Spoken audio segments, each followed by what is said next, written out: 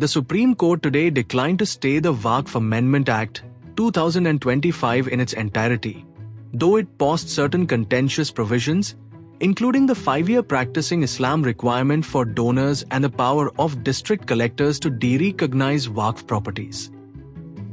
BJP leader Nalin Kohli welcomed the judgment, saying, "It's a welcome decision."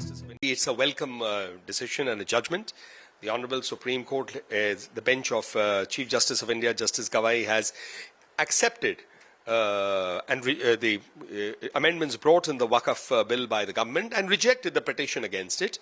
There is no stay on the entire operation of the amendments. The stay is only with effect to one or two areas where the Honourable Court felt that there may be an arbitrary exercise of power, like say by the district magistrate, because it was not defined in terms of what would be the mechanism.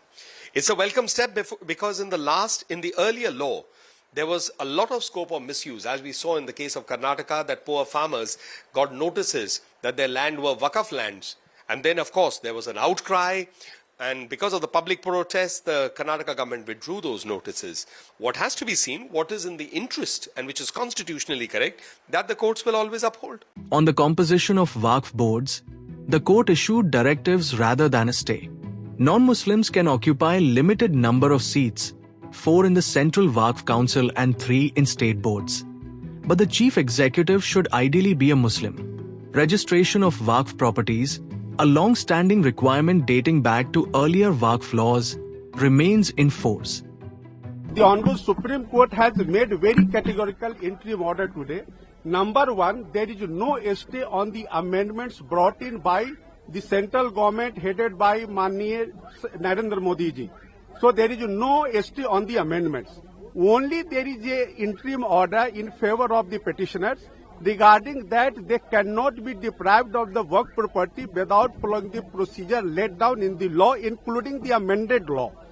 Third, that if any work has to be taken by the government or the possession has to be taken back, that the procedure laid down in the Waqf Act, including the amendment of the Waqf, that procedure has to be followed by the tribunal as well as by the Honorable High Court. So after judgment of the tribunal only, that order can be given effect to. So that is the very clear order today by the Honorable Supreme Court. And very important order that those works are now has to be registered.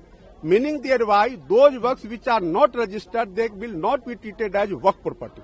Meanwhile, the All India Muslim Personal Law Board expressed disappointment, calling the interim order incomplete and demanding a full repeal of the amendment, citing attempts to weaken and seize Waqf properties.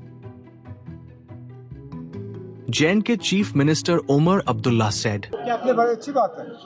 ये वक्फ bill तो हम पहले ही से कहते आए कि इसमें एक ही मजहब के लोगों को जो है निशाना बनाया जा रहा है। सिर्फ एक ही मजहब के जो इदारे हैं, जो प्रॉपर्टीज़ हैं, उन्हें एक बिल के तहत जो है उनको इस कानून के दायरे में लाया गया।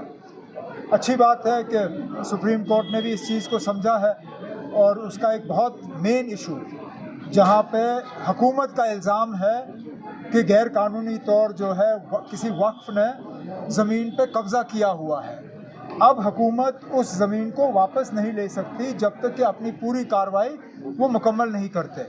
अच्छी बात है, इसमें जो बाकी कुछ ऑब्जेक्शनेबल हिस्से हैं अगर वो भी एक एक करके बाहर आए तो अच्छा होगा। The Waqf Amendment Act 2025 now moves forward with select provisions on hold as the court balances legal scrutiny with the presumption of constitutionality.